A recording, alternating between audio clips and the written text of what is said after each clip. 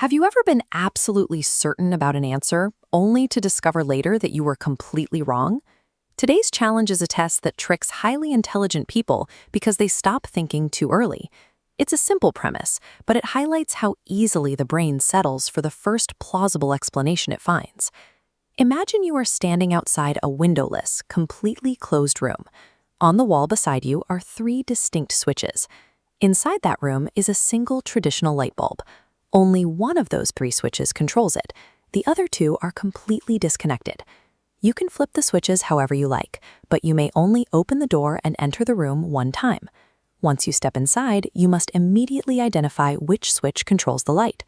Pause the video here. Don't just guess. Try to build a concrete strategy that guarantees the right answer. I'll wait.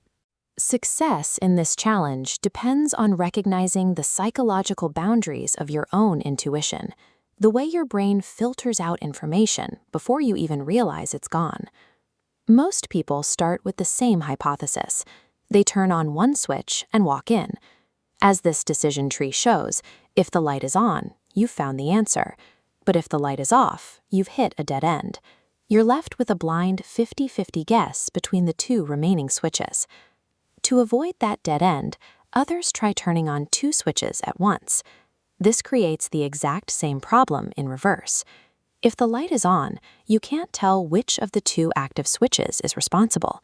You've narrowed the options, but you haven't solved the problem.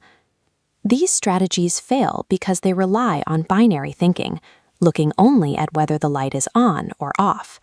By focusing only on visual evidence, your brain ignores every other available data point.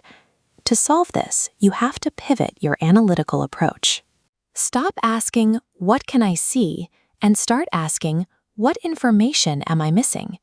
Think about the specific physical properties of a traditional light bulb. Light bulbs produce visual light, but they also produce a secondary physical output, a byproduct that remains measurable even after the bulb has been turned off. Accessing that hidden dimension of evidence provides the second data point required to resolve the logic. It bridges the gap between a guess and a certainty. Here is the operational strategy. Turn switch 1 on and leave it running for several minutes, then turn it off. Immediately turn switch 2 on, leave switch 3 off, and enter the room. Look at the resulting logic matrix. If the bulb is visually on, switch 2 is the answer. If it is off but physically warm to the touch, switch 1 is the answer. Finally, if off and completely cold, switch 3 is the only remaining possibility. By engineering three unique physical conditions, on, off but warm, and off and cold, you have perfectly accounted for every unknown variable. We see this same pattern of limited observation play out in high-stakes environments. Consider a company dealing with a sudden drop in sales. In many cases, management immediately blames the product because sales are the most visible metric, but they often ignore the warmth of the situation, hidden variables like Upwork and website checkout, or a delay in the supply chain. The most effective decisions come from actively hunting for overlooked evidence rather than accepting the first obvious explanation your brain provides. Critical thinking is a process of deduction that prioritizes the why behind the solution over the speed of the answer. If today's question made you think a little deeper, subscribe to Question Your Mind Daily. Every day we explore one powerful question to help you improve your logic and decision-making skills.